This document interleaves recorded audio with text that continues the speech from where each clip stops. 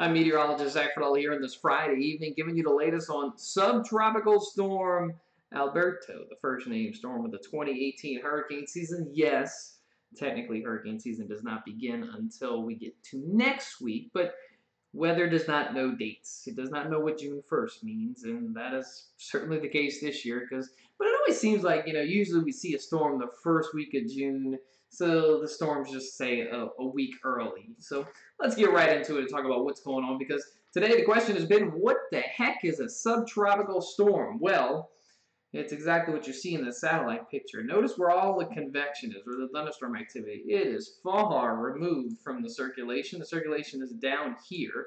There might also be a circulation up here. There might be one over here. You get my drift. This thing is very disorganized, and that's what a subtropical storm is. It's basically a very disorganized, trying to be tropical system.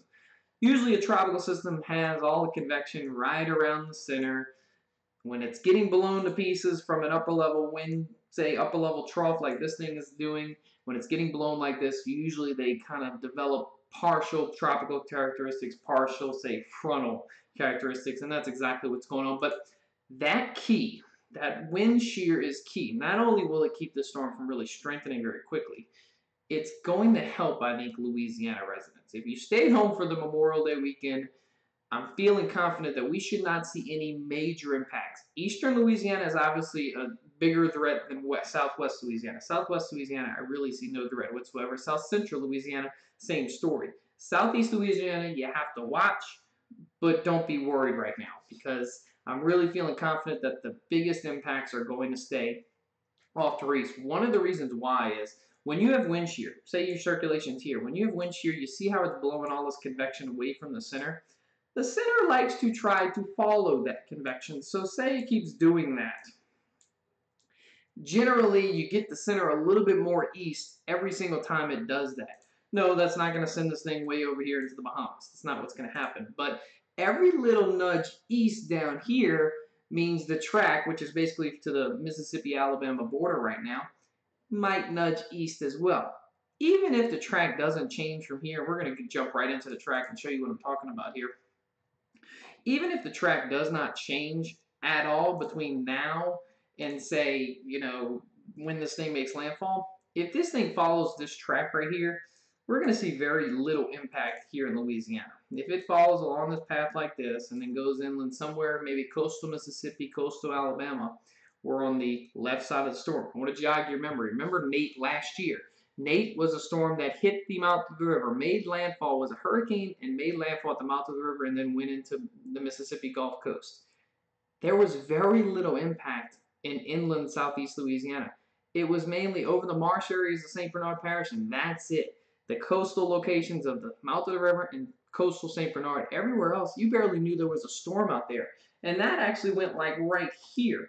This one might be a little bit more east of that, and this one's going to probably be more disorganized than Nate was, so you get you get the feeling that's why I'm not too worried about this. Now, if this track was like this, I'd be a little bit more concerned for flooding rates, but I've been saying it, Mississippi, Alabama, Florida Panhandle, that is the #1 threat area. Southeast Louisiana, you got to watch. We're actually under a tropical storm watch in New Orleans, and much of Southeast Louisiana is under that tropical storm watch, but it may never get upgraded to a warning if this track holds, because I think the worst of the impacts are going to stay off to our east as we head into the next few days.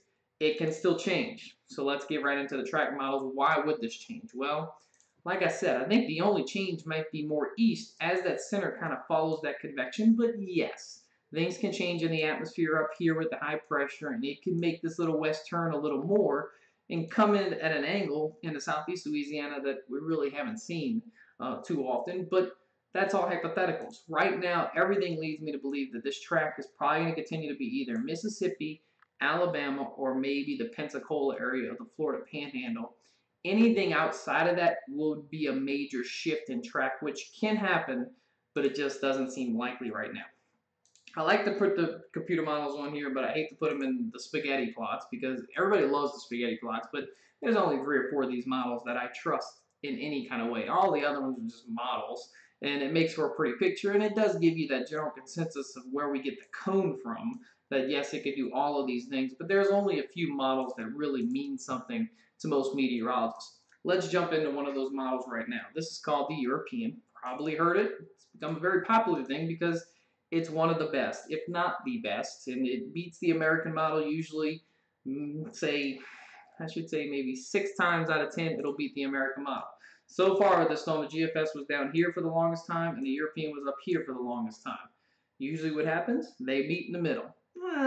If a landfall happens somewhere right here, it's more skewed towards the European, but it does meet sort of in the middle. But what I want to draw your attention to with this is we have this subtropical designation. There's a reason why. Look at all the dry air that's kind of just pummeling into the system. This is going 48 hours. This is going all the way out to Sunday afternoon. Watch what happens. It's the last few, say, 24 to 36 hours of this thing's life that it probably will transition into a tropical cyclone, because notice what happens as it gets close to the coast. Convection begins to wrap around the center of circulation.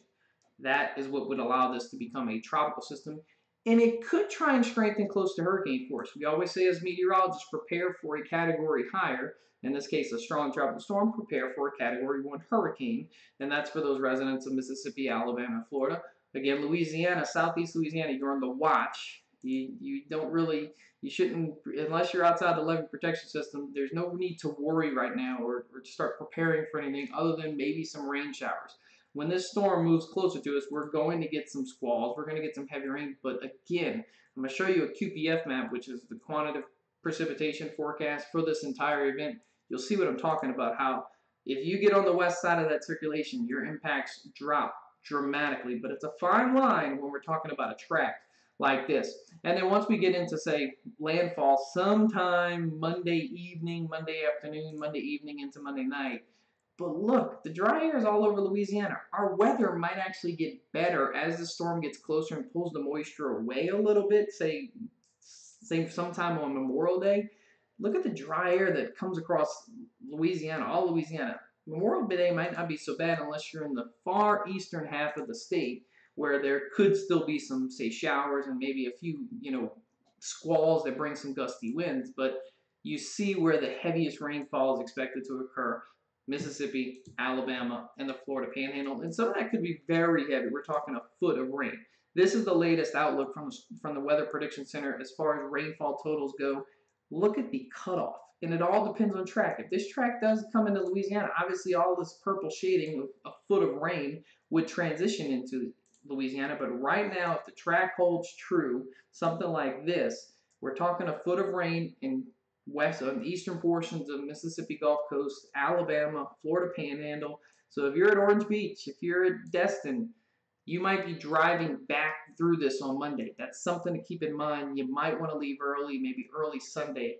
Of course, the emergency officials in those locations are going to be they know that everybody's over there for the holiday weekend, so that's something they're going to be taking into consideration when they give you advice. But it's something to think about. Sunday morning is about the last time you can leave without having any major impacts. Once you get into Sunday evening and Monday, that's when there could be trouble if you're in any of those beach resorts in, say, Orange Beach or the Florida Panhandle. But look at the cutoff. We go from a foot of rain in coastal Mississippi to barely an inch or an inch to 2 inches in New Orleans, and then Hammond and Baton Rouge, barely an inch.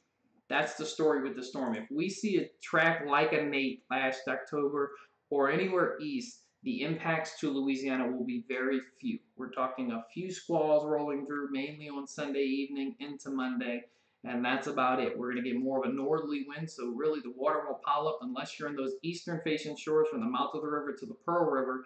Yeah, the easterly wind will pile up that water, but nothing substantial. That happens whenever we get a strong easterly wind for a few days. That's what we're expecting. Some water rises outside of the levee protection system. But right now, I feel confident that Louisiana should escape any major problems from the storm.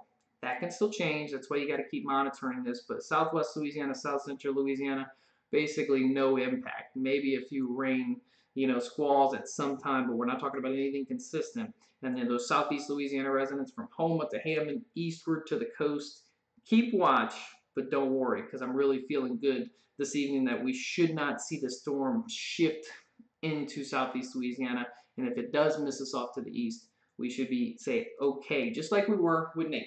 But of course, I'll continue to monitor it. You can always follow me on Facebook. We always have the latest information on Stormcast as well. So make sure you go to the website and follow along at the weather forum. I know we've had some issues today with some server overload. We're working on that. Bear with us. But that's the latest information on Subtropical Storm Alberto. I'm meteorologist Zach Fradella.